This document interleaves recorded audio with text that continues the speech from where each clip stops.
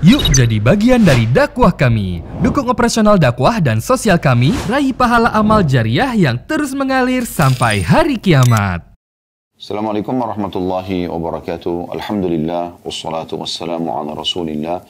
Segala puji dan puja kehadirat Allah subhanahu wa ta'ala, juga salawat dan taslim kepada Nabi besar Muhammad sallallahu alaihi wa ala alihi wa sahbihi wasallam. Semoga saja di hari Jumat yang mulia ini seluruh amal-amal saleh kita yang pernah kita kerjakan, yang sedang kita kerjakan dan juga yang akan kita kerjakan sampai menjelang ajal datang nanti diterima dengan pahala yang sempurna. Dan semoga seluruh kesalahan yang pernah kita lakukan dengan kemahamurahan Allah, Allah maafkan, bahkan Allah ganti menjadi pahala dengan kasih sayangnya. Dan semoga semua yang sedang menghadapi permasalahan urusan dunia, urusan akhirat dimudahkan dan diselesaikan oleh Allah subhanahu wa ta'ala dengan sebaik-baiknya. Dan semoga Allah menyatukan kita semua di surga Firdausnya tanpa hisab. Semoga disatukan kita dalam majlis sebagaimana disatukan kita dalam majlis ilmu yang mulia ini. Baik teman-teman sekalian, di hari Jumat yang mulia ini seperti biasa kita akan membahas dan melanjutkan bedah buku kita Sahih At-Targhib Tarhib, dan kita masih di bab yaitu kitab Jumat dan di bab terakhir tentang masalah surah Al-Kahfi. Dan kita sudah sebutkan keutamaan tentang membaca surah Al-Kahfi baik di malam Jumat ataupun di hari Jumatnya. Dan juga sudah kita jelaskan makna hadis Nabi alaihi salatu wassalam tentang cahaya yang akan didapatkan oleh seseorang yang membaca surah Al-Kahfi di malam atau di hari Jumatnya, antara dia dengan Baitul Atiq atau Ka'bah. Dan juga sudah kita masuk ke 26 ayat pertama tadabbur dari surah Al-Kahfi, supaya kita mengambil hikmah dan pelajaran dari 110 ayat total semua dari surah Al-Kahfi, agar kita mengetahui kenapa Allah subhanahu wa ta'ala menyuruh kita untuk membaca ini setiap pekannya. Berarti ada sebuah pesan penting di situ, dan itu dianjurkan dibaca di hari yang mulia, yaitu hari Jumat. Kita akan lanjutkan teman-teman sekalian, silakan Anda buka surah Al-Kahfi, surah nomor 18, dan kita akan masuk di ayat 27 sekarang. Setelah panjang lebar Allah subhanahu wa ta'ala menjelaskan dari kisah Ashabul Kahfi, dan sudah kita paparkan panjang lebar tentang kisah mereka, beberapa orang anak muda yang bertakwa kepada Allah subhanahu wa ta'ala dan lari dari raja yang zalim, yang pada saat itu mengancam mereka kalau mereka tidak meninggalkan iman kepada Allah maka mereka akan dibunuh. Maka mereka menyelamatkan diri ke dalam gua. Makanya surah ini dinamakan surah Al-Kahfi, atau surah dalam gua, atau surah tentang kisah dalam gua. Dan itu kisah mereka sudah kita paparkan panjang lebar pada pertemuan yang kemarin. Dan kita membagi kemarin ada dua pelajaran ya, ayat 1 sampai ayat 8, itu pelajaran tersendiri tentang beberapa ayat di situ atau hikmah-hikmah Allah subhanahu wa ta'ala. Dan dari ayat 9 sampai ayat 26 tentang kisah Ashabul Kahfi.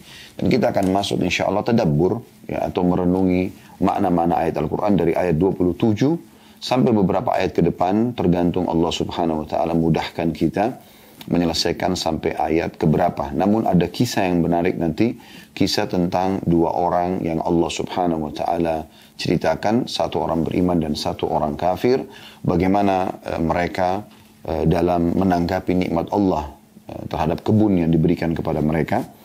Baik, saya akan bacakan ayat 27-nya setelah menceritakan tentang kisah Ashabul Kahfi. Allah subhanahu wa ta'ala berfirman, A'udhu billahi minasyaitanir rajim, watlu ma uhiya ilayka min kitabi rabbik, la mubaddila li kalimatihi wa lan tajina min dunihi multahada. Dan bacakanlah, hai Muhammad, apa yang diwahyukan kepadamu dari kitab, atau yaitu kitab Tuhanmu, Al-Quran. Tidak ada seorang pun yang dapat merubah kalimat-kalimatnya, N-nya besar kata ganti Allah, dan kamu tidak akan dapat menemukan tempat berlindung selain daripadanya. Jadi setelah Allah subhanahu wa ta'ala menjelaskan tentang kisah Ashabul Kahfi, ya, dan bagaimana Allah subhanahu wa ta'ala menunjukkan tanda-tanda kebesarannya, mereka tidur sampai 309 tahun ya, tanpa wafat atau meninggal. Ya. Dan mereka pun menjadi tanda-tanda kebesaran Allah subhanahu wa ta'ala di masa itu, dan akan terus menjadi tanda-tanda kebesaran Allah sampai menjelang hari kiamat. Ya. Dan sudah kami jelaskan gua mereka yang paling dekat dengan Al-Quran ini adalah yang berada di kota Amman di Jordania. Ya. Baik teman-teman sekalian, dan bagi yang berminat untuk melihat bisa Anda ikutin, ada cuplikan kami insya Allah pada saat mengunjungi lokasi ini dengan travel Uhud, ada di media Uhud insya Allah. Anda bisa lihat insya Allah. Baik, Allah SWT mengatakan setelah menjelaskan tentang kisah 9 orang Ashabul Kahfi dan menjadi tanda-tanda kebesaran Allah, Allah mengatakan, bacakanlah hai Muhammad. Sampaikan cerita ini. Dan sampaikan semua isi Al-Quran yang telah diwahyukan kepadamu. Dari potongan ayat ini kita ambil pelajaran kalau Al-Quran memang betul-betul diwahyukan kepada Nabi Muhammad SAW dan bukan karangan-karangan beliau. Karena sebagian orang-orang Yahudi di masa Nabi SAW mengatakan Muhammad mencomot-comot ayat, mengambil ayat dari Injil, dari Taurat dan Injil dan Zabur, kitab-kitab sebelumnya, dan kemudian menyatukannya sehingga menjadi sebuah kitab. Dan dia mengaku sebagai Nabi. Ini tuduhan yang palsu tentunya. Namun mereka melakukan itu. Dan Allah Subhanahu Wa Taala menjawab itu dengan satu keadaan yang Allah pastikan terhadap Nabi Muhammad SAW, yaitu beliau ummi. Beliau tidak bisa membaca dan menulis. Dan bagaimana bisa orang yang tidak bisa baca dan nulis, kemudian mencomot-comot ayat lalu menyusunnya dengan begitu rapi. Ya. Ada 114 surah, ada 6.000 sekian ayat. Ya. Dan begitu rapinya isinya, dan tidak ada orang subhanallah yang ternisbatkan pada Al-Quran kecuali akan dimuliakan. Karena ini adalah kalamullah. Nabi Muhammad SAW termuliakan dengan adanya Al-Quran SAW. Begitu juga kita lihat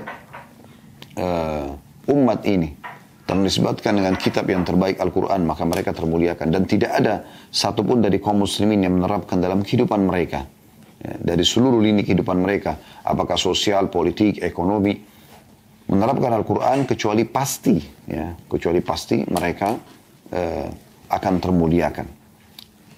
Dan kita bisa dalam sejarah bagaimana sejarah Islam pada saat Nabi SAW mendirikan negara pertama di Madinah, negara Islam 10 tahun terakhir dari masa hidup beliau SAW, beliau di kota kecil Madinah, ya. Sekarang saja Madinah masih kota kecil, apalagi di zaman Nabi SAW. Tidak ada yang melihat kota Madinah itu kecuali orang di sekitarnya saja. Di masa itu dunia di bagian timur dan barat Jazirah Arab, ya, itu mereka sedang ada dua negara adik kuasa. Ya, di sebelah timurnya itu ada Persia. Dan Persia ini wilayah yang sangat luas. Hampir seluruh Rusia kalau kita bisa bahasakan. Dan sampai hari ini Rusia adalah wilayah terluas ya, yang ada. Seluruh Rusia, kemudian juga masuk dalamnya Irak dan Iran, dan sebagian Afghanistan, ini masuk dalam wilayah Persia di masa itu. Itu negara adik kuasa, mereka punya peradaban, mereka punya militer, mereka punya sistem ekonomi, negara yang besar. Dan juga ada di daerah utara dan baratnya Jazirah Arab, yaitu Romawi. Ya. Wilayah-wilayah Turki, kemudian negeri Syam. Sekarang ada 4 negara tentunya, Lebanon, Syria, Palestina dan Jordania. Kemudian Eropa secara umum dan sebagian besar wilayah Afrika itu masuk di bawah kekuasaan orang-orang Romawi. Dan mereka punya juga sama perekonomian, peradaban, militer dan segala macam. Tapi baginda Nabi SAW, saudaraku seiman, dan ini pelajaran penting harus kita ambil dari sejarah beliau. Pada saat tiba di Madinah dan mulai melihat ada tempat basis umat Islam untuk berkumpul, ya, beliau membentuk pada saat itu negara dengan sistem yang baru. Tidak mempelajari perekonomian dan peradaban serta militer dari dua negara adik kuasa pada saat itu, tapi beliau membangun di atas asas satu kitab mulia, yaitu Al-Quran. Beliau lalu membentuk ekonomi sesuai dengan dasar Al-Quran. Beliau membentuk ya sistem tatanan sosial dan ekonomi dengan Al-Quran. Dan ini pelajaran penting. Disayangkan sekali di masa kita sekarang justru umat Islam banyak lari dan meninggalkan Al-Quran. Dan menganggap dengan berpegang dan berpedoman pada Al-Quran berarti itu kampungan dan ketinggalan zaman. Dan ini isu yang banyak dilemparkan oleh orang-orang liberal. Di mana mereka menganggap Al-Quran tidak relevan lagi dan seterusnya. Padahal Al-Quran adalah sangat relevan. Dan di masa itu Nabi SAW akhirnya mendirikan negara di atas pondasi ini. Kemudian dilanjutkan oleh Khulafaur Rasyidin. Dan ada dinasti-dinasti besar dalam Islam. Ada 3 dinasti yang sangat terkenal, yaitu dinasti Umayyah, kemudian setelah itu datang Abbasiyah, dan kemudian ada Utsmaniyah.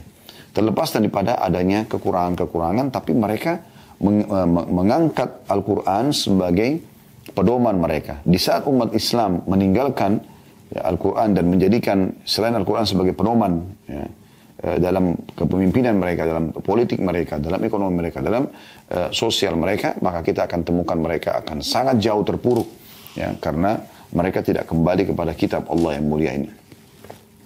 Dan Al-Quran punya banyak keutamaan dan kita sudah jelaskan dari 8 ayat awal ya, di mutiara pertama yang kita ambil dari surah Al-Kahfi, 8 ayat pertama sudah disinggung juga tentang Al-Quran, dan kami sudah jelaskan panjang lebar bagaimana Al-Quran ini sangat luar biasa gitu. Ya, dia adalah sebuah kitab Allah Subhanahu Wa Taala dan isinya adalah kalamullah. Dan kalau ada seandainya kitab yang bisa membuat orang mati berbicara, gunung-gunung hancur, itu adalah Al-Quran. Saking dahsyatnya gitu ya. Terlebih lagi juga Anda sebagai seorang muslim, kalau Anda baca, per hurufnya akan diberikan 10 pahala. Sebagaimana sabda Nabi SAW, kalau Anda baca, kalau engkau membaca ya, sebuah ayat dari Al-Quran, maka akan diberikan 1 pahala yang dilipat gandakan menjadi 10 kali lipat. Dan aku tidak mengatakan, kata Nabi SAW, alif, lam, mim 1 huruf, tapi alif 1 huruf, lam 1 huruf, dan mim 1 huruf. Artinya, alif, lam, mim di awal surah Al-Baqarah, berarti Anda mendapatkan 30 pahala. Allah Subhanahu Wa Taala menyuruh baginda Nabi SAW, utusannya yang mulia, untuk membacakan Al-Quran. Disuruh baca dan membacakan kepada umat manusia Al-Quran ini. Lalu Allah SWT mengatakan tidak ada seorang pun yang dapat merubah kalimat-kalimatnya. Ini memastikan kalau Al-Quran akan otentik dan tidak akan pernah berubah sampai hari kiamat. Ya, makanya dalam ayat yang lain Allah SWT juga mengatakan inna nahnu nazzalna dzikra wa inna lahu lahafizun. Sesungguhnya kami akan turunkan az-zikra atau Al-Quran sebagai peringatan ya. Ya, nama lainnya Al-Quran adalah az-zikr. Dan kami pasti akan selalu menjaganya. Ya. Kemudian Allah SWT mengatakan kepada Nabi-Nya masih di ayat yang sama, dan kamu tidak akan dapat menemukan tempat berlindung selain daripadanya. Allah SWT memastikan inilah kebenaran, hai Muhammad, jangan pernah kau bergantung dan minta perlindungan kepada selain Allah Subhanahu Wa Taala. Ini sekaligus juga disampaikan kepada umat beliau sallallahu alaihi wasallam. Lalu kemudian ayat 28-nya Allah masih mengajak bicara Nabi-Nya Muhammad sallallahu alaihi wasallam, dan sekaligus sebagai pelajaran kita sebagai umat beliau. Wasbir nafsaka ma'al ladzina yad'una rabbahum bil ghadati wal 'ashyi yuriduna wajha wa la ta'du 'aynaka 'anhum turidu zinatal hayatid dunya wa la tuti' man aghfalna qalbahu 'an dzikrina wattaba'a hawahu wa kana amruhu furuta. Dan bersabarlah kau hai Muhammad. Sabar, hidupi, lalu kehidupan dunia sebentar. Bersama-sama dengan orang-orang yang menyeru Tuhanmu di pagi dan senja hari dengan berharap keridhaannya. Maksudnya berdakwah, mengaplikasikan syariat ya, zikir, baca Quran, ibadah-ibadah semuanya. Bersabar dalam masalah itu. Kalau Anda sebagai seorang muslim yang sedang mengikuti acara kami ini, baik live ataupun siaran ulang, saudaraku seiman, Anda sudah coba memahami Islam dan coba mengaplikasikan dalam kehidupan, tinggal konsisten saja. Dalam ayat yang lain Allah mengatakan wa'bud rabbaka hatta ya'tiyakal yakin. Kalau sudah sampai kepada Islam itu, isi-isi Al-Quran kamu sudah ketahui walaupun belum semuanya, amalkan dalam hidupmu, maka sembahlah Tuhanmu dengan itu sampai kau wafat. Jadi kita tinggal mempertahankannya. Maka disuruh bersabar. Dan sabar ini ulama membagi menjadi 3 bagian. Ada sabar dalam mengerjakan ketaatan kepada Allah Subhanahu Wa Taala seperti sholat, puasa, baca Quran. Ini butuh kesabaran karena harus seseorang mengikuti peraturan-peraturannya, syarat-syaratnya, ya, dan meninggalkan semua aktivitas yang lain demi untuk ibadah kepada Allah Subhanahu Wa Taala. Kemudian yang kedua, sabar dari meninggalkan maksiat. Semua orang punya peluang melakukan dosa, tapi di sini bagaimana dia bersabar, mengontrol dirinya agar jangan terjerumus. Semua orang yang kita pasti ya punya peluang untuk berzina, untuk berbohong, untuk menipu, untuk membunuh, untuk memukul, untuk segala macam maksiat.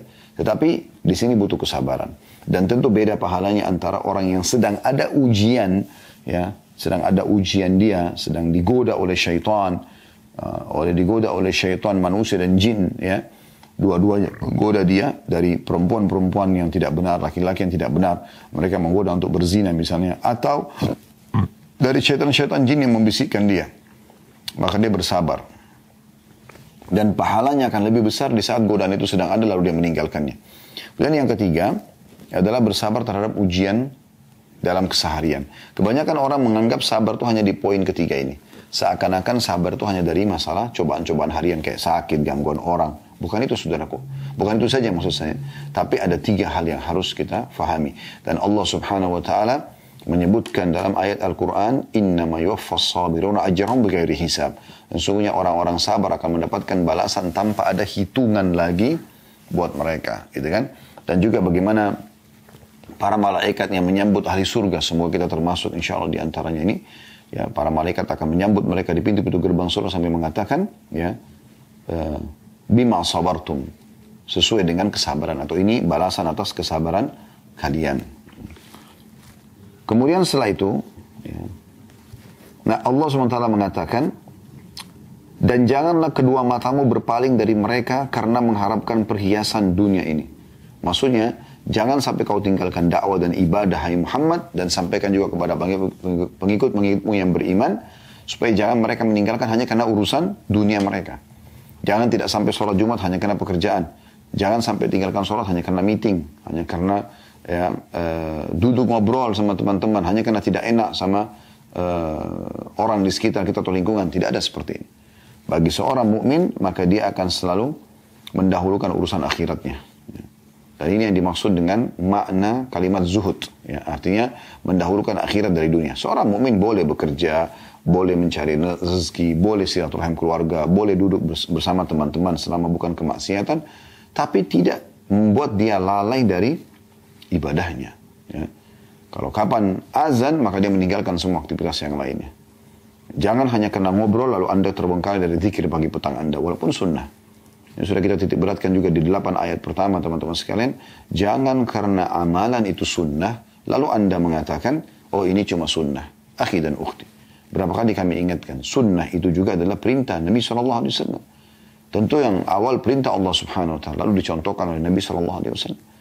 Dan sudah kami jelaskan hadis Nabi SAW, hadis Qudsi di mana Allah SWT berfirman, La yazalu abdun yataqarrabu ilai bin nawafil hatta uhibbu. Ya, seorang hamba terus mendekatkan diri kepadaku dengan amal-amal sunnah sampai aku mencintainya. Jadi ada fungsi daripada amal sunnah itu. Maka kata Allah Subhanahu Wa Taala, hai Muhammad, jangan sampai kau berpaling dari ketaatan kepada Tuhanmu, dan sampaikan juga kepada orang-orang beriman yang bersamamu, hanya karena ya, mengharapkan perhiasan dunia.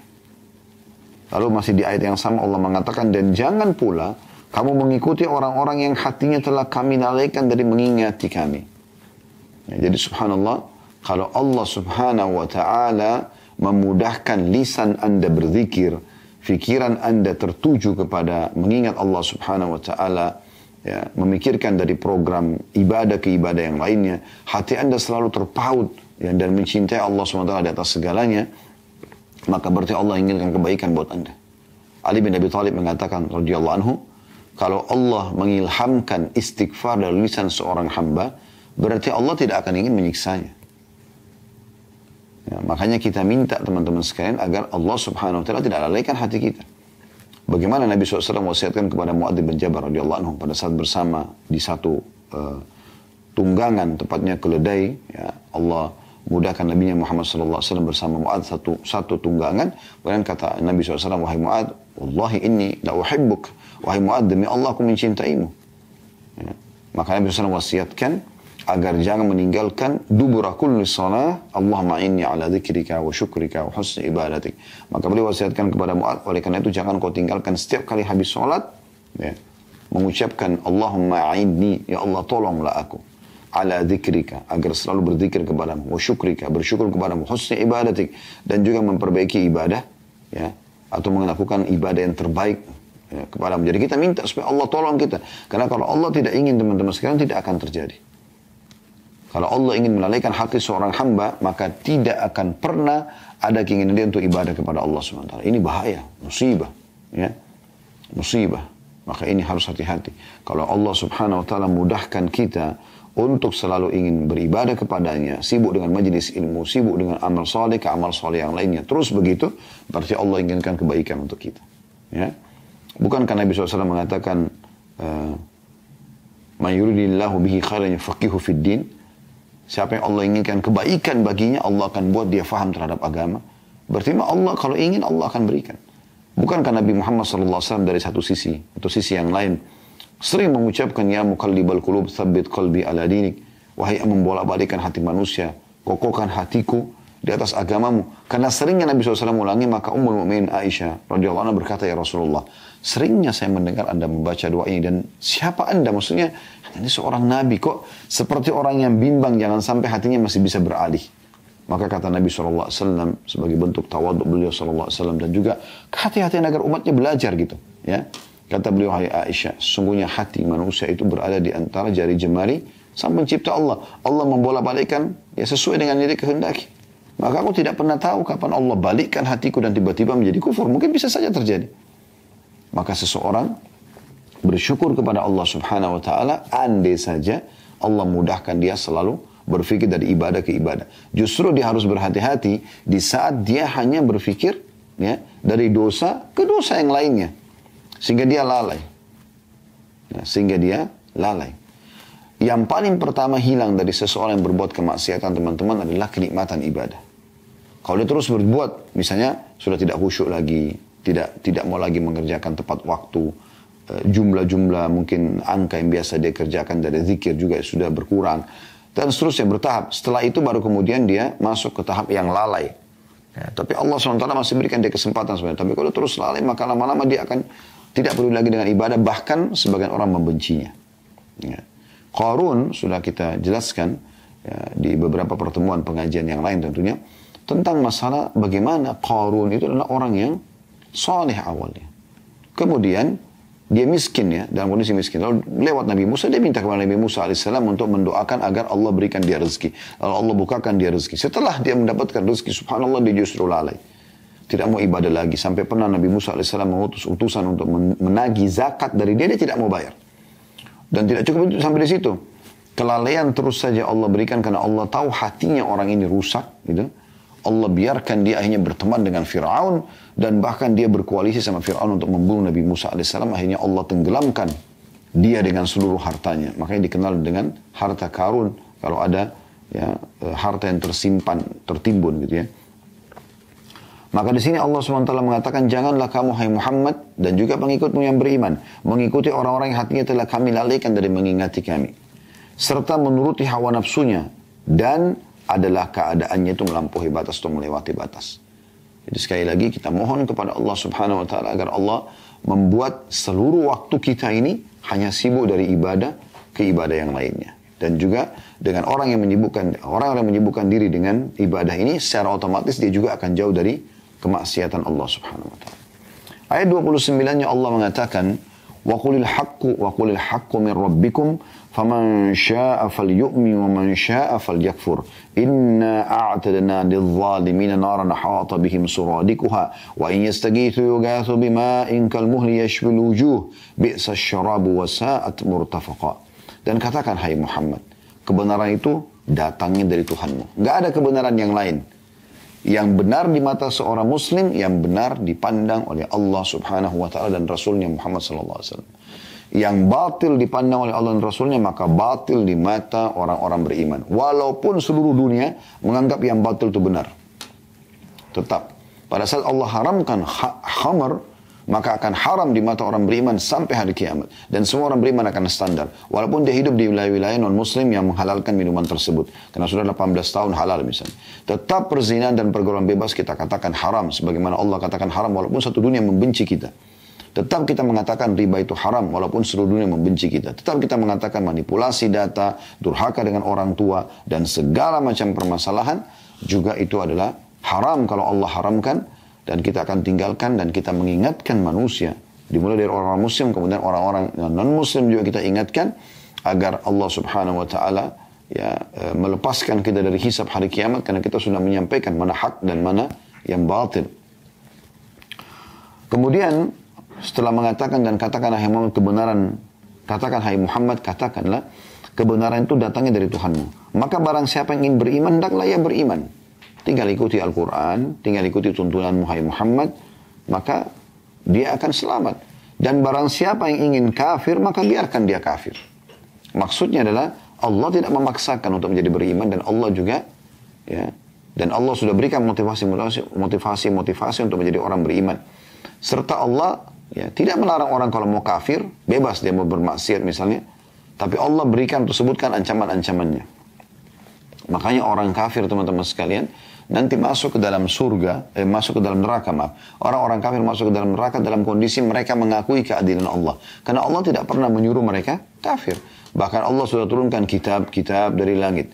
Ya, Allah utus para rasul hanya untuk menyampaikan kepada mereka mana yang tidak boleh, mana yang haram dan mana yang halal, mana yang tidak boleh ya mereka lakukan dan mana yang boleh mereka lakukan.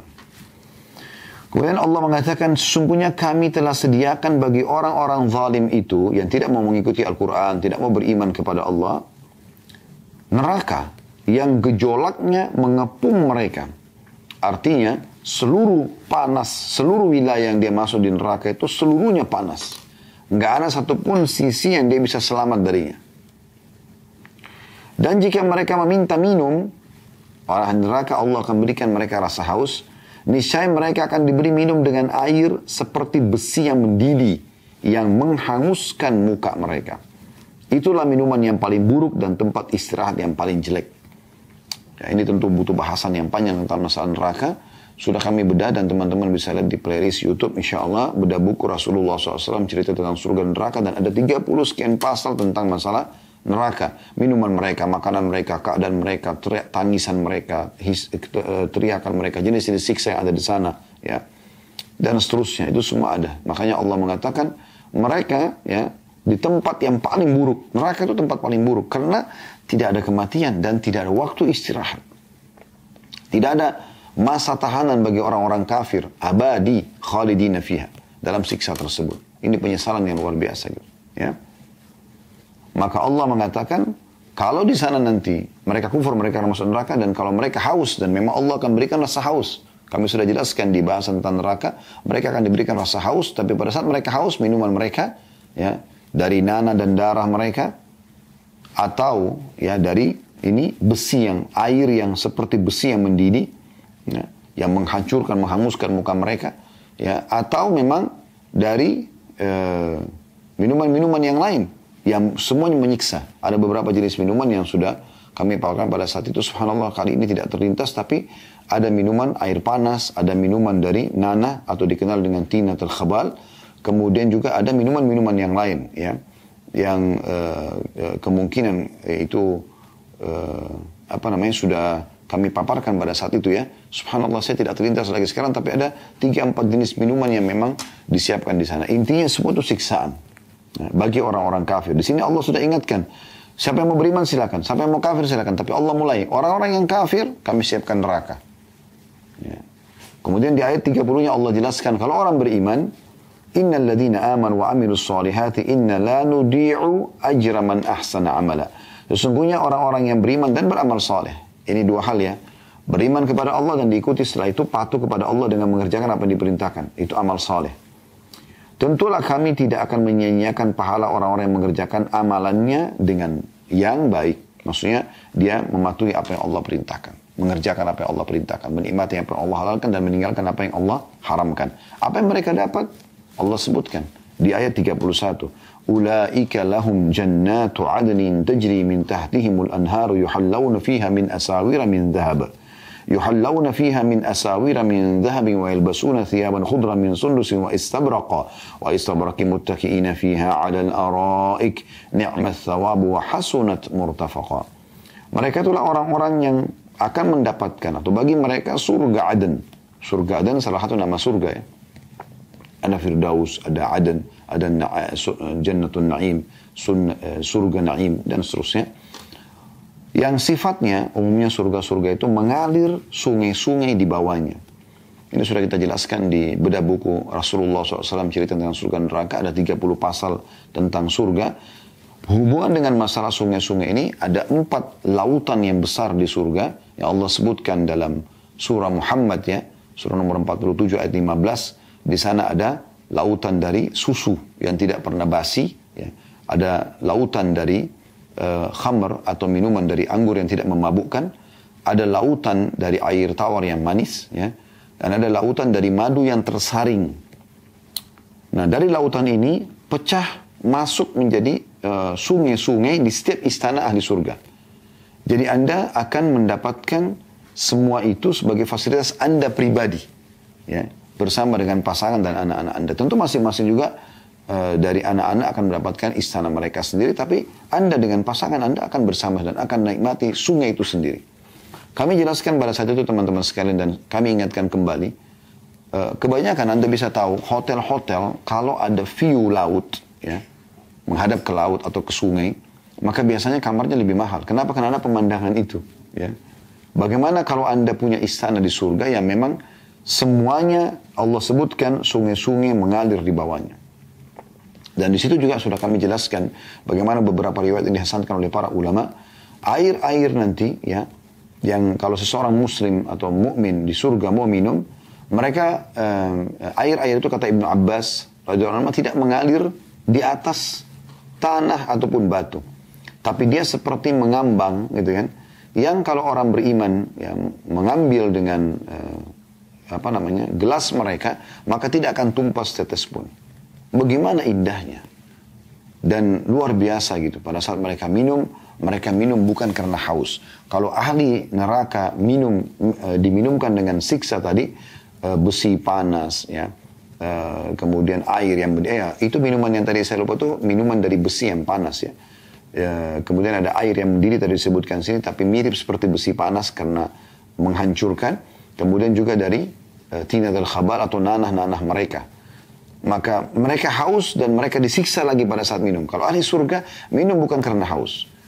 Anda bisa tangkap rasionalnya. Kalau seandainya Anda sedang tidak haus, lalu kemudian Anda ditawarkan, mau minum apa? Apa yang Anda katakan? Minum apa ya? Baik, saya mau minum. Anda bisa punya pilihan, mau minum panas, mau minum dingin. Itu menandakan Anda tidak haus. Maka Anda ingin menikmatinya, gitu kan. Kalau orang haus, dia akan minta, saya minta yang dingin misalnya, yang manis.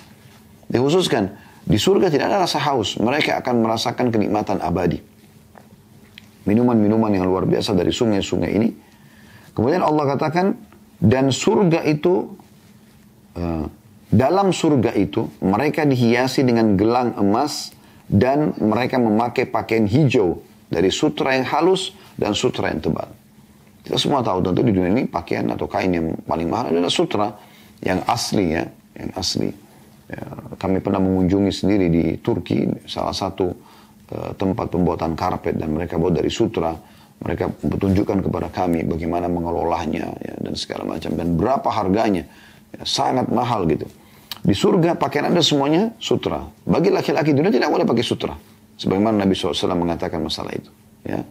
Beliau pernah mengangkat emas di tangan kanan dan sutra di tangan kiri. Ya. Kemudian beliau mengatakan, kedua benda ini haram bagi laki-laki umatku. Tapi di surga nanti sudah pakai. Gitu kan. Mereka akan pakai itu.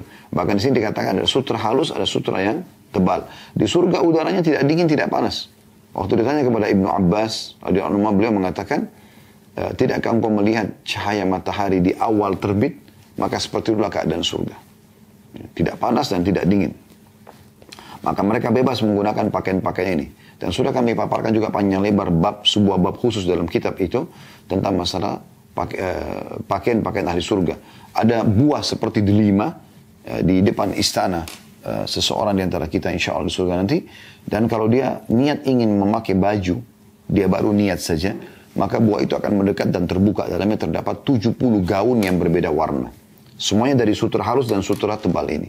Kemudian kalau mereka niat mau pakai misalnya urutan nomor 3, mereka baru niat sudah langsung terpakai di badannya. Tidak lagi melalui proses-proses yang seperti Anda bayangkan di dunia. Anda harus copotin dulu, pakai dulu. Dengan susahnya diatur segala macam.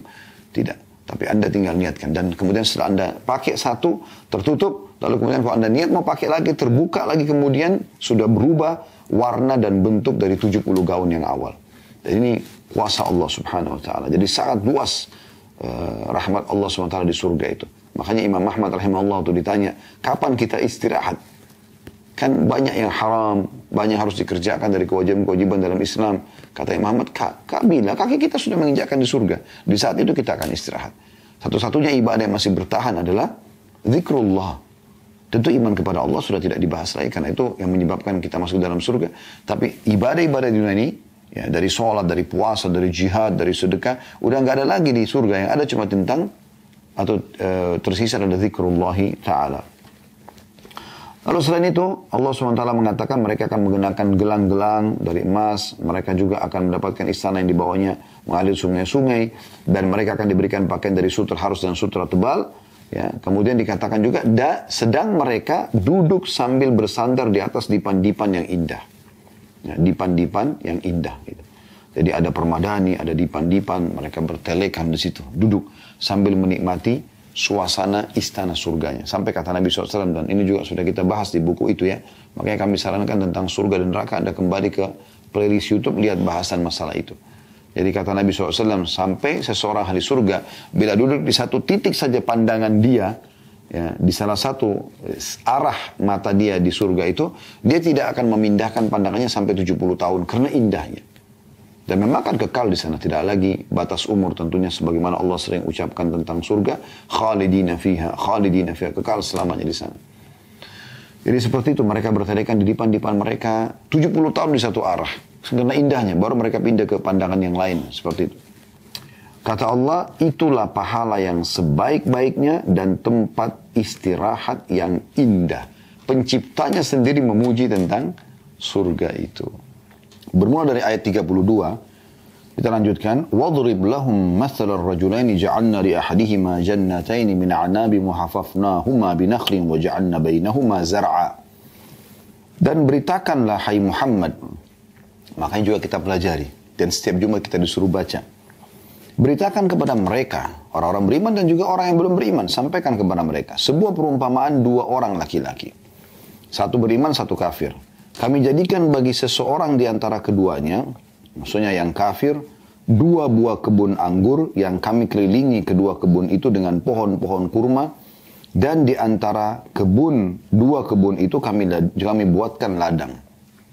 Jadi yang orang kafir, Allah Subhanahu wa Ta'ala berikan dua kebun kiri kanan, yang dua kebun itu sangat rindang. Ya. Di dalamnya kebun itu ada anggur, dan di sekelilingnya pohon-pohon kurma. Serta di tengah-tengahnya kami buatkan ladang. Allah SWT yang mudahkan semua itu. Kalau Allah sebutkan tentang kebunnya orang kafir ini, di ayat 33-nya, kiltal jannataini atat ukulaha walam tadlim minhu syai'a wa fajjarna khilalahuma nahara. Dan kedua kebun itu betul-betul menghasilkan buah yang maksimal, dan kebun itu tiada kurang buahnya sedikit pun. Setiap tangkainya mengeluarkan buah dan semuanya sama kualitasnya bagus. Dan kami alirkan sungai di celah-celah kedua kebun itu. Bahkan Allah buat lagi ada air mengalir. Sehingga makin membuat perkebunan tersebut makin subur gitu. Ayat 34-nya. وَكَانَ لَهُ ثَمَرٌ فَقَالَ لِصَاحِبِهِ وَهُوَ يُحَاوِرُ أَنَا أَكْثَرُ مِنْكَ مَالًا وَعَزُّ نَفَرًا. Dan dia mempunyai kekayaan yang besar, orang kafir ini. Maka dia berkata kepada kawannya yang beriman. Nah, ini orang yang kedua. Ketika bercakap-cakap dengannya, hartaku lebih banyak daripada hartamu dan pengikut-pengikutku lebih kuat. Jadi dia menganggap remeh orang beriman ini, gitu kan? Kemudian ayat 35-nya Allah gambarkan tentang kondisi orang kafir ini. وَدَخَلَ جَنَّتَهُ وَهُوَ ظَالِمٌ لِنَفْسِهِ قَالَ مَا أَظُنُّ أَن تَبِيدَ هَذِهِ أَبَدًا. Dan dia, si kafir ini, memasuki kebunnya sedang dia dalam keadaan zalim terhadap dirinya sendiri. Kenapa zalim? Karena dia kufur. Apa kezalimannya? Perhatikan. Ia berkata, aku kira kebun ini tidak akan binasa selama-lamanya. Jadi kebun ini pasti akan abadi begini terus. Karena dia lihat hasil panennya bagus segala macam. Kemudian di ayat 36 dia mengatakan, وَمَا أَظُنُّ السَّاعَةَ قَائِمَةً وَلَا إِرُدِدْتُ إِلَى رَبِّي لَأَجِدَنَّ خَيْرًا مِنْهَا مُنْقَلَبًا. Ini bukti bahwasanya dia kafir. Dia mengatakan, dan aku tidak mengira hari kiamat itu akan datang. Nggak ada balasan itu semua. Ya, karena temannya, tetangganya yang orang beriman itu mengingatkan dia. Nanti kan kita jelaskan di ayat setelahnya ya, bagaimana orang beriman itu menasihati dia gitu. Dia mengatakan tidak mungkin kiamat itu terjadi. Dan jika sekiranya aku kembalikan ya, kepada Tuhanku, pasti aku akan mendapatkan tempat kembali lebih baik daripada kebun-kebun itu. Lalu temannya yang beriman, ya, tetangganya mengatakan, qala lahu sahibuhu wa huwa yuhawirhu akafarta billadhi khalaqaka min turabin thumma min nutfatin thumma sawwaka rajula. Kawannya yang beriman berkata kepadanya, sedang dia bercakap-cakap dengan orang kafir tadi, Apakah kamu kafir? Ini bukti bahwasanya memang dia orang kafir ya. Apakah kamu kafir kepada Tuhan yang menciptakan kamu dari tanah, kemudian dari setetes air mani? Lalu D-nya besar kata ganti Allah, dia menjadikan kamu seorang laki-laki yang sempurna. Jadi orang beriman ini mengingatkan kepada dia, jangan kau tidak beriman pada Allah, jangan sampai kau tidak beriman tentang hari kiamat. Jangan kau sombong dengan hasil semua ini, karena tidak ada urusanmu dengan semua buah yang melimpah ini, kebun yang subur ini, gitu kan, pohon-pohon kurma yang subur ini, air yang mengalir, ladang yang ada di tengah-tengah. Gak ada campur tangan kamu di situ. Itu Allah yang memudahkan buat kamu. Kamu hanya sekedar ya diberikan sebagai amanah. Dan kenapa kau kafir? Kenapa kau tidak mengatakan ya ini Allah yang ciptakan, saya cuma diamanahkan? Ya. Kenapa kau tidak mengatakan, oh ya hari kiamat nanti akan terjadi? Kenapa kau kufur kepada semua itu? Apakah kau kafir kepada Allah yang telah menciptakan kamu dari tanah, kemudian setetes mani, kemudian menjadikan kau laki-laki seperti ini? Dari mana kau asalnya ini? Dan ini sejalan dengan surah Al-Insan, ya, tentang manusia yang Allah gambarkan bagaimana penciptaan manusia itu dari setetes sperma, kemudian seterusnya, ya, menjadi gumpalan darah, kemudian menjadi tengkorak dan otot-otot manusia, kemudian ditiupkan ruh, ya. Kemudian ayat 38-nya orang beriman ini mengatakan, lakinnahu wallahu rabbi wala usyriku bi rabbi ahada. Tapi aku percaya, kata orang beriman itu, dialah Allah Tuhanku, dan aku tidak akan mempersekutukan seorang pun dengan Tuhanku. Dia sudah nasihati temannya yang kafir, lalu dia mengatakan, kalau aku sendiri, aku beriman kepada Tuhanku, ya. Dan aku tidak akan menyekutukan sesuatu pun dengan Allah. Kemudian ayat 39-nya, walaula idh dakhalta jannataka qulta ma sya'allahu la quwwata illa billah in tarani ana aqalla minka malan wa walada. Lalu orang beriman ini masih nasihatin temannya yang kafir tadi, dan mengapa kamu tidak mengatakan waktu kamu masuki kebunmu, ma sya'allahu la quwwata illa billah. Sungguh atas kehendak Allah lah semua ini terwujud, tidak ada kekuatan kecuali dengan pertolongan Allah. Sekiranya kamu anggap aku lebih sedikit darimu dalam harta dan keturunan. Ya. Artinya walaupun kau anggap kau lebih punya harta dari aku, ya, sebagaimana tadi dia katakan kepada temannya yang beriman ini, aku lebih banyak harta, aku lebih banyak punya pengikut-pengikut, gitu kan. Tapi kau bilang paling tidak masuk ke kebunmu, bilang Masya Allah la hawla wa la quwata illa billah. Tapi tentu orang kafir ini tidak mau. Nanti kita akan lihat efeknya ya. Kita akan lihat efek daripada perbuatannya. Coba dari ayat 39 ini ada sebuah pelajaran penting bagi orang-orang beriman. Mengucapkan Masya Allah la quwata illa billah sangat dianjurkan setiap kali kita kagum.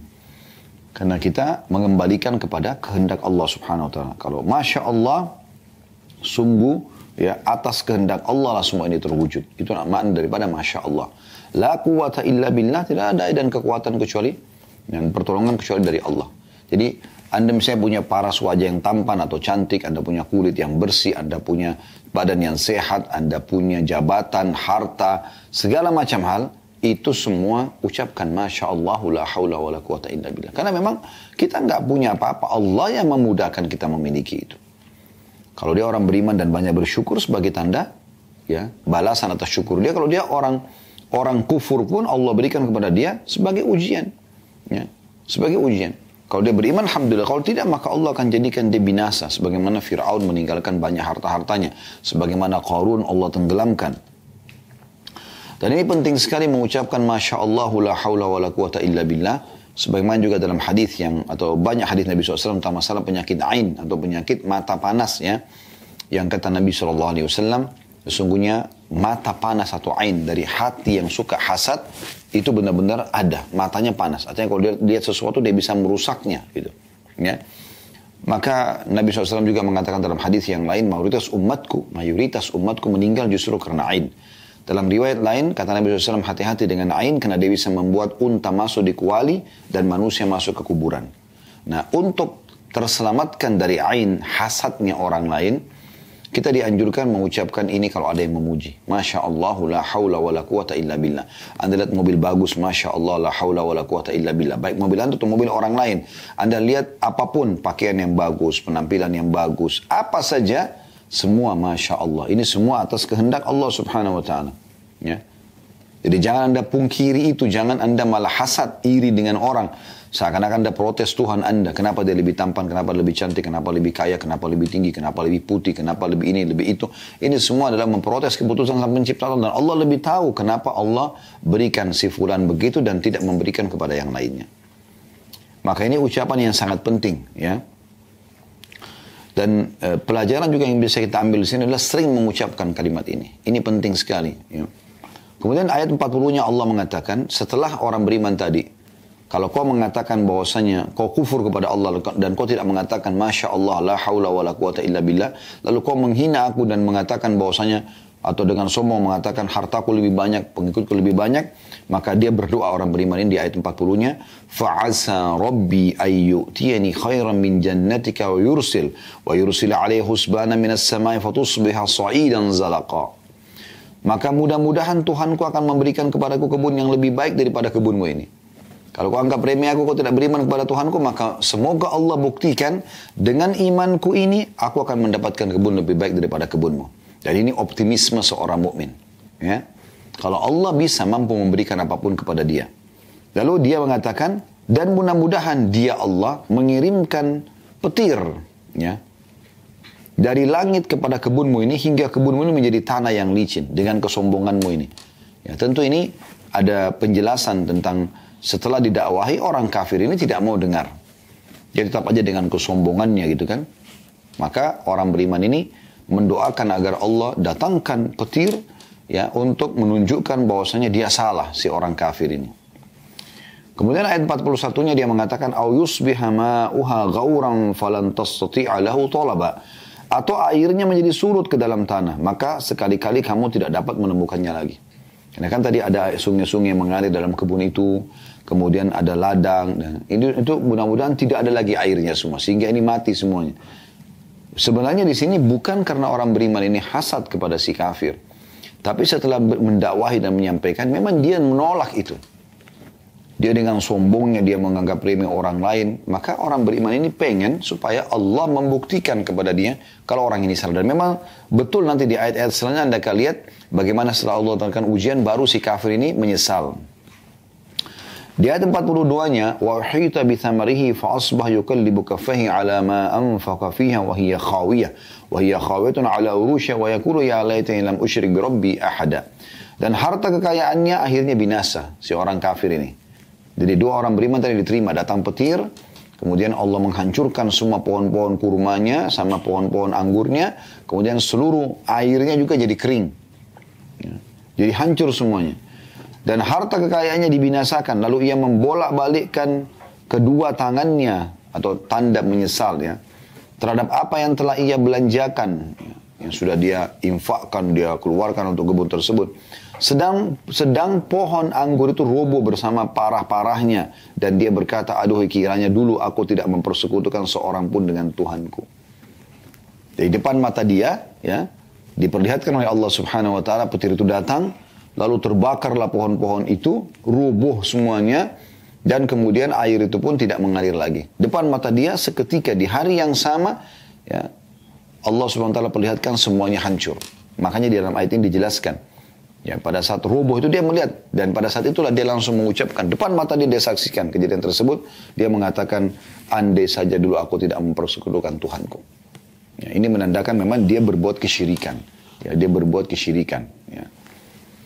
Kemudian ayat 43-nya, walam takun lahu fi'atun yansurunahu min dunillahi wa ma kana muntasira. Dan tidak ada bagi dia segolongan pun yang akan menolongnya selain Allah. Siapapun yang dia minta tolong, tidak akan pernah bisa ada yang mengembalikan lagi pohon kurmanya, pohon anggurnya, ladangnya dan sungai-sungainya. Tidak akan pernah ada yang bisa. Ya. Siapapun yang dia minta tolong tidak akan bisa. Allah subhanahu wa ta'ala biasa membiarkan orang-orang kafir ini sampai pada puncak kenikmatan, kemudian Allah hilangkan, akhirnya dia betul-betul sudah tidak tahu harus berbuat apa untuk menunjukkan tentang kesalahan dia. Ya, seperti itulah Fir'aun.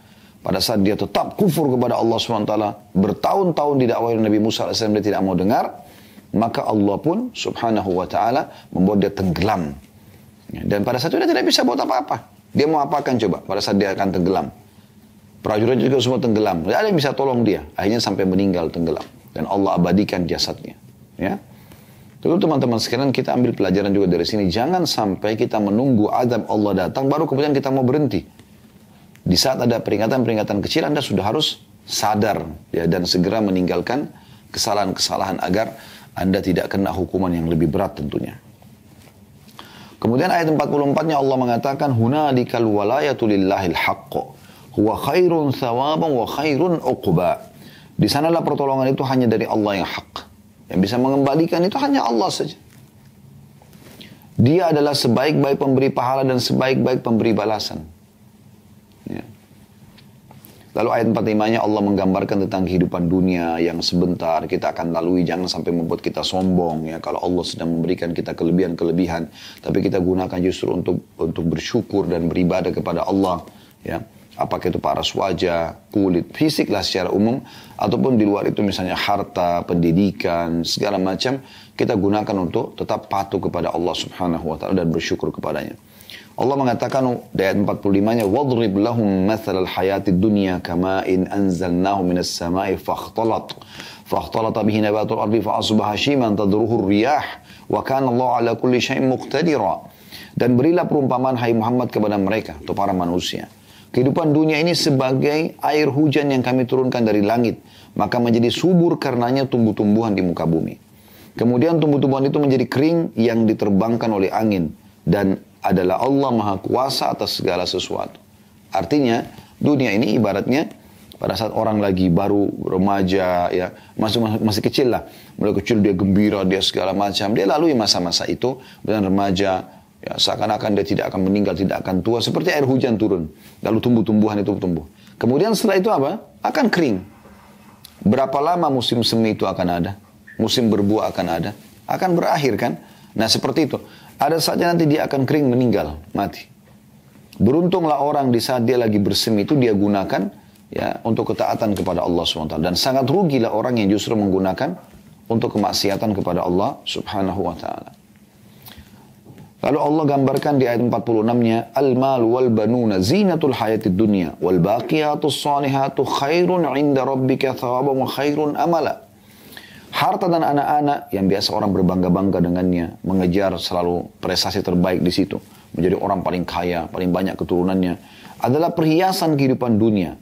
Ya, semua itu hanya masa hidup. Setelah kita meninggal, kita akan meninggalkan mereka, walaupun nanti anak-anak kita akan temui di sana. Kalau mereka juga sama tiketnya, beriman dan beramal saleh. Harta juga kalau Anda banyak sedekahkan, maka Anda akan mendapatkan juga balasannya di sana. Tapi secara umum di dunia itu akan ditinggalkan. Lalu Allah mengatakan, tetapi amalan-amalan yang kekal lagi saleh, amalan-amalan yang baik, sholat, puasa dan segala macam, adalah lebih baik pahalanya di sisi Tuhanmu. Serta lebih baik untuk menjadi harapan. Sibuklah dengan itu semua. Kalaupun kau punya harta, gunakan untuk ketaatan kepada Allah. Kalau punya anak, ajak mereka untuk beribadah kepada Allah SWT. Ayat 47-nya. Wa yawma nusayyirul jibara wa taral arda barizatan wa hasyarnahum falam nughadir minhum ahada. Dan ingatlah, maksudnya pelajarilah, akan hari yang ketika itu kami perjalankan gunung-gunung dan kamu akan dapat melihat bumi ini datar, atau bumi itu datar. Ini hari kiamat maksudnya. Dan kami kumpulkan seluruh manusia di mahsyar, dibangkitkan. Dan tidak kami tinggalkan seorang pun dari mereka. Semua akan dibangkitkan dan akan diminta pertanggungjawabannya. Ayat 48-nya. Wa uridu ala rabbika saffan laqad ji'tumuna kama khalaqnakum awwala marra bal za'amtum allan naj'ala lakum maw'ida. Dan mereka akan dibawa ke hadapan Tuhanmu dengan berbaris. Sesungguhnya kamu datang kepada kami sebagaimana kami menciptakan kamu pada kali pertama. Bahkan kamu mengatakan bahwa kami sekali-kali tidak akan menetapkan waktu untuk kamu memenuhi perjanjian. Jadi artinya pada saat itu di mahsyar nanti, mereka akan melihat, kita akan lihat semua dengan mata kepala kita. Dan demi Allah teman-teman, ini semua benar akan terjadi. Ya. Ini adalah rukun iman kita yang kelima, iman kepada hari kiamat. Mulai dari ya, kematian, kemudian terus berlanjut sampai ke prosesi alam barzah, hisab di mahsyar hari kiamat, sampai akhirnya kita dibangkitkan, dihisab, kemudian kita menuju ke surga ataupun ke neraka. Ya. Dan pada saat itu Allah SWT mengatakan, mereka akan dibawa ke hadapan Tuhan mereka dengan berbaris-baris, ikutin masing-masing nabi dan rasul yang diutus kepada mereka. Sesungguhnya kamu datang kepada kami sebagaimana kami ciptakan kamu pertama kali. Ya, sebagian ulama tafsir mengatakan ini maksudnya adalah dibangkitkan dalam kondisi, dijelaskan dalam hadis Nabi SAW, tanpa alas kaki, tanpa pakaian, dan juga tanpa terkhitan. Ya, dalam hadis Bukhari Muslim sampai Ummu Salamah dalam riwayatnya Ummul Mukminin Aisyah radhiyallahu anhunna mengatakan, ya Rasulullah, betapa malunya. Kata Nabi SAW, bukan seperti itu yang kau bayangkan pada waktu itu. Semua orang akan sibuk dengan dirinya masing-masing. Dan Allah gambarkan juga itu dalam ayat yang lain. Yauma yafirul mar'u min akhi. Pada hari itu orang akan lari dari saudaranya. Wa ummihi wa abi. Dari ibu dan ayahnya. Wa sahibatihi wa bani. Dari pasangan hidupnya dan anak-anaknya. Likullim minhum yauma idin sya'nu yugni. Pada hari itu orang akan sibuk menyelamatkan dirinya sendiri. Ya. Jadi itu keadaannya luar biasa dahsyatnya gitu. Ya. Allah SWT gambarkan. Dan pada saat itu Allah gambarkan juga ayat 49-nya. Wa udhiyal kitabu fataral mujrimina mushfikina mimma fi wa yaquluna ya wailatana ma li hadzal kitabi la yughadiru saghiratan wala kabiratan illa ahsaha wa wajadu ma amilu hadira wa la yadhlimu rabbuka ahada. Dan diletakkanlah kitab, lalu kamu akan melihat, maksudnya kitab ya, amal seseorang. Lalu kamu akan melihat orang-orang yang bersalah ketakutan terhadap apa yang tertulis di dalamnya. Dia takut karena lahir, pada saat lahir, tangisan pertama, kedipan mata pertama, tarikan nafas pertama, semua sampai kita meninggal dunia, sekian juta kali gerakan itu, semuanya atau aktivitas itu semuanya akan tercatat. Sampai-sampai mereka mengatakan, aduhai celaka kami. Kitab apa ini yang tidak meninggalkan yang kecil dan tidak pula yang besar. Melainkan ia mencatat semuanya. Kedipan mata pertama, yang kedua, yang ketiga, tarikan nafas pertama, yang kedua, yang ketiga, yang ke 1 juta kali, yang kedua juta kali sampai wafat. Ya. Semua kecil dan besar dicatat, melainkan ia mencatat semuanya. Dan mereka dapati apa yang telah mereka kerjakan ada tertulis semuanya. Dan Tuhanmu tidak menganiaya seorang jua pun.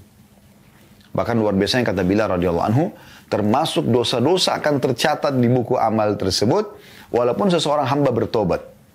Dan nanti dia tidak akan dihukum lagi pada hari kiamat. Tapi asal dia tahu. Oh ternyata dulu itu semua dicatat. Di umur 17 tahun dia pernah berzina. Umur 19 tahun dia taubat. Maka tercatat semua. Dia akan lihat semuanya. Nah orang-orang kafir ini. Mereka akan menyesal luar biasa. Karena pada saat itu memang. Mereka tidak bisa buat apa-apa lagi. Ya. Mereka tidak bisa buat apa. Tidak bisa menyelamatkan diri dan seterusnya. Ya. Di ayat 50-nya. Allah SWT kembali mengingatkan kita tentang masalah. Bagaimana Allah awal menciptakan manusia. Supaya kita kembali kepada ini. Wa idh qulna lil malaikati isjudu li Adam fasajadu illa iblisa kana minal jinni fafasaqa an amri rabbih. Afatattakhidunahu wa dhurriyyatahu awliya min duni wa hum lakum adu bisa lidh-dhalimin badala. Dan ingatlah, atau pelajarilah, ya. Ketika kami berfirman kepada para malaikat, sujudlah kamu kepada Adam. Awal ayat kita diciptakan Adam. Lalu Allah gambarkan panjang lebar dalam surah Al-Baqarah, juga dalam surah Al-Kahfi dan beberapa surah yang lain. Lalu kami perintahkan semua malaikat untuk sujud kepada Adam. Dan semua sujud pada saat itu, kecuali iblis. Dia adalah golongan jin. Ini menandakan kalau iblis dari golongan jin. Dan di alam jin ini pernah kami jelaskan, mirip dengan kita manusia. Ada yang beriman, manusia beriman, dikatakan orang beriman. Jin beriman. Ada orang yang fasik, maksudnya beriman tapi banyak dosanya. Ahli maksiat, ya. Kemudian di alam jin juga ada, ya. Jin-jin yang fasik. Ada jin yang, ada manusia yang kafir, ada juga jin yang kafir. Nah, golongan jin ini yang fasik dan yang kafir dikenal dengan syaitan. Dikenal dengan syaitan, dipimpin oleh iblis. Jadi di alam jin itu ada dakwah, ada ya jihad, ada segala macam di alam mereka. Ya, tapi dengan cara mereka dan kita tidak perlu mencampuri dan ikut di sana. Karena jin dan manusia dua-duanya diciptakan untuk beribadah kepada Allah. Sebagaimana Allah jelaskan dalam surah Az-Zariyat. Ya. Di sini Allah sebutkan, dan yang menolak adalah iblis. Ya. Dia adalah dari golongan jin, maka dia mendurhakai perintah Tuhannya. Lalu Allah mengatakan, yang membuat orang-orang masuk neraka, tidak beriman kepada Allah adalah iblis. Lalu Allah mengatakan, patutkah kamu mengambil dia dan turunan-turunannya sebagai pemimpin selain daripadaku? Di sini menandakan iblis punya keturunan.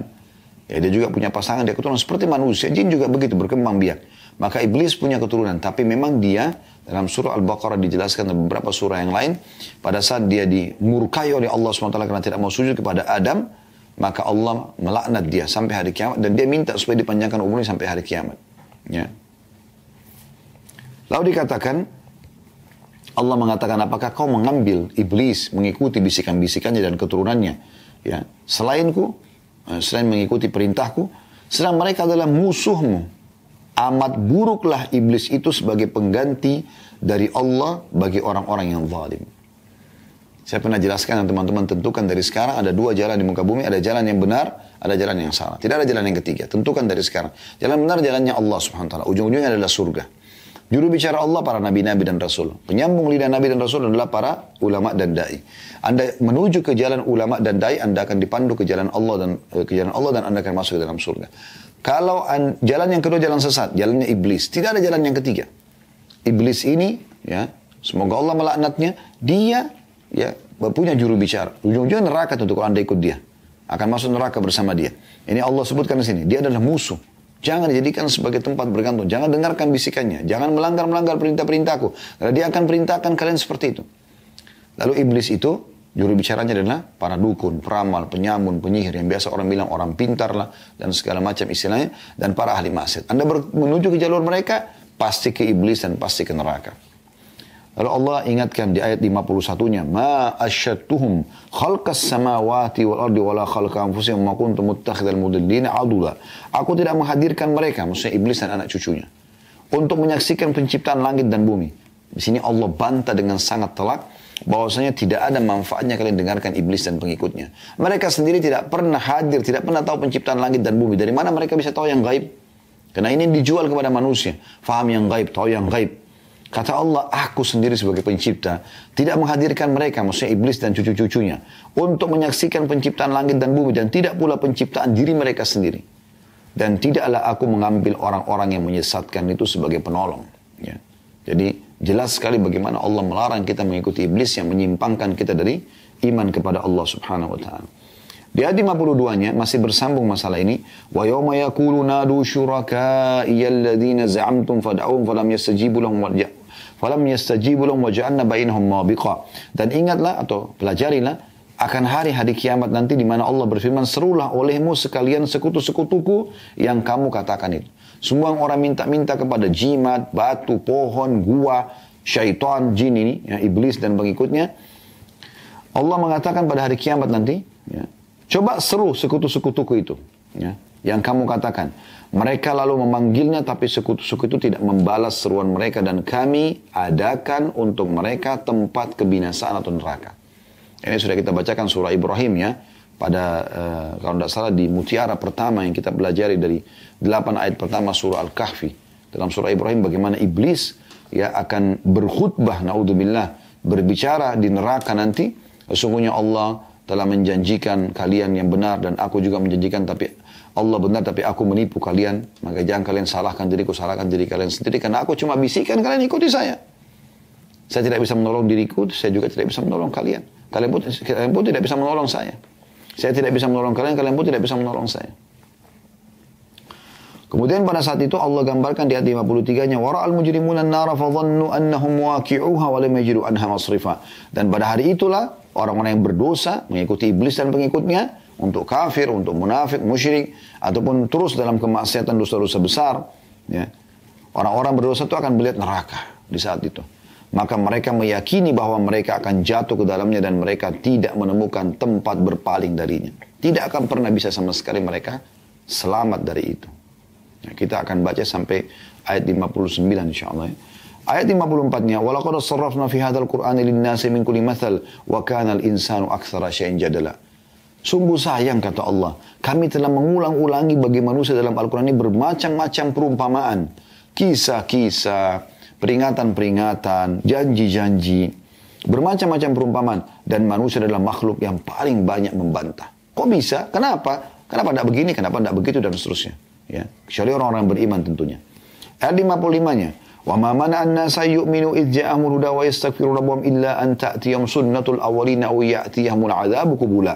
Dan tidak ada sesuatu pun yang menghalangi manusia dari beriman ketika petunjuk telah datang kepada mereka. Maksudnya, kalau ada orang-orang yang sudah sampai padanya peringatan Al-Quran, hadits Nabi SAW, ya, ceramah-ceramah para ulama yang menyampaikan dan para da'i, tapi mereka tidak mau beriman kecuali petunjuk. Ya, dan tidak ada sesuatu pun yang menghalangi manusia dari beriman ketika petunjuk telah datang kepada mereka, Dan mereka tidak memohon ampun kepada Tuhan mereka kecuali datanglah hukum Allah, ya.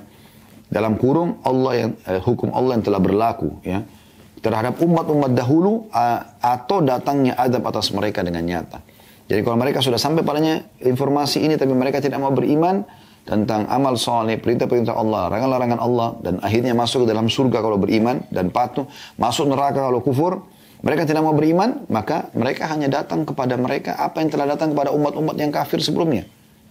Ada Fir'aun dan pengikutnya, ya, di masa Nabi Musa AS, Allah tenggelamkan. Dan bagaimana Allah gambarkan justru Nabi Musa dengan para pengikutnya yang beriman selamat. Bagaimana di masa Nabi Muhammad SAW, Abu Jahal, Abu Lahab, semua binasa. Kisahnya masyhur, ya. Kemudian bagaimana Nabi SAW bersama sahabatnya Abu Bakar, Umar yang beriman semuanya ini, ridwanullah alaihim, mereka selamat. Tidak akan berubah peraturan Allah itu. Yang patuh dan beriman akan selamat, ya, di dunia dan juga di akhirat. Dan orang yang kufur akan binasa di dunia dan juga di akhirat. Ayat 56-nya, وَمَا نُرْسُلُ الْمُرْسَلِينَ إِلَّا مُبَشِّرِينَ وَمُنذِرِينَ وَيُجَادِلُ الَّذِينَ كَفَرُوا بِالْبَاطِلِ لِيُدْحِضُوا بِهِ الْحَقَّ وَاتَّخَذُوا آيَاتِ وَمَا أُنذِرُوا هُزُوًا. Dan tidaklah kami mengutus rasul-rasul, ini fungsi mereka, termasuk Nabi Muhammad SAW, hanya sebagai pembawa berita gembira bagi orang-orang beriman.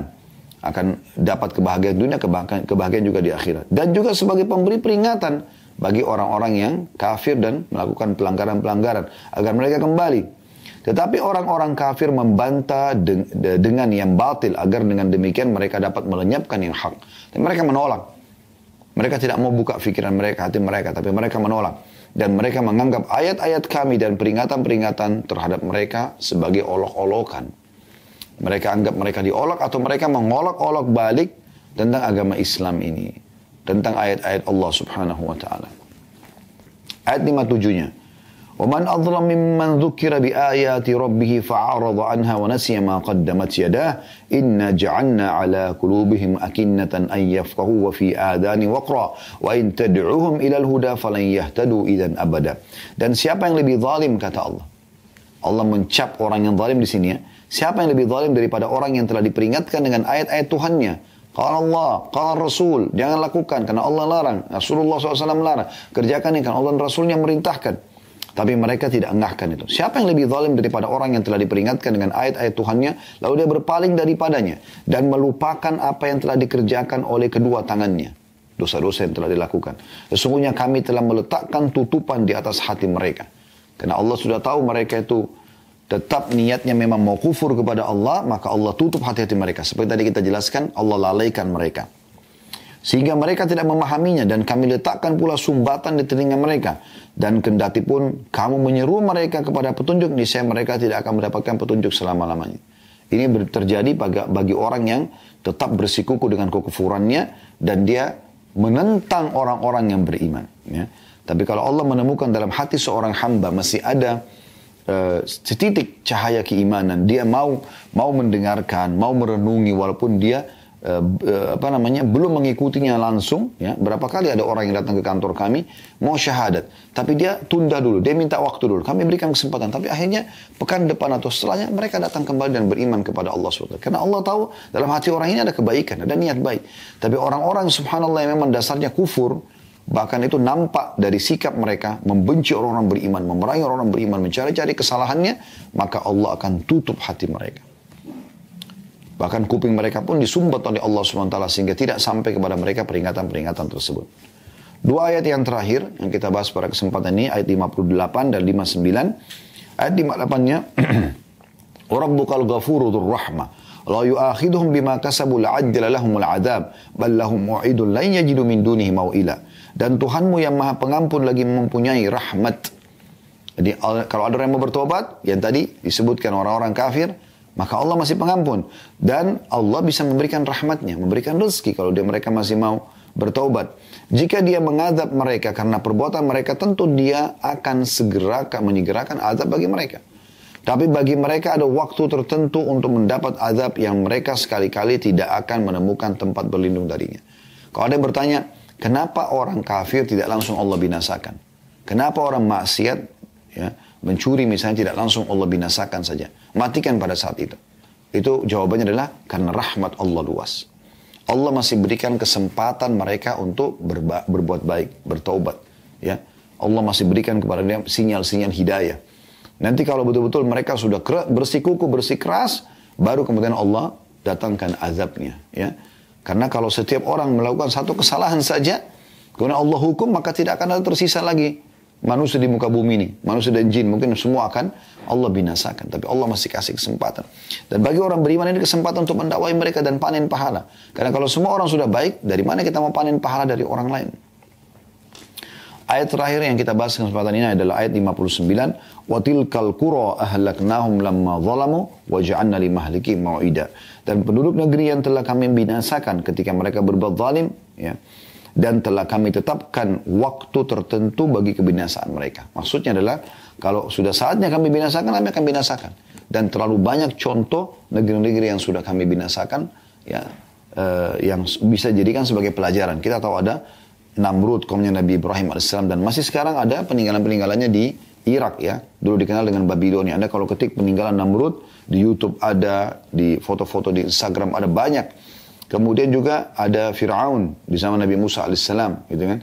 Ada peninggalan kaum Thamud, kaumnya Nabi Saleh di Madain Saleh, sekitar 4 jam dari kota Madinah. Masih ada sampai sekarang dan itu bisa dikunjungin, ya, situs-situsnya.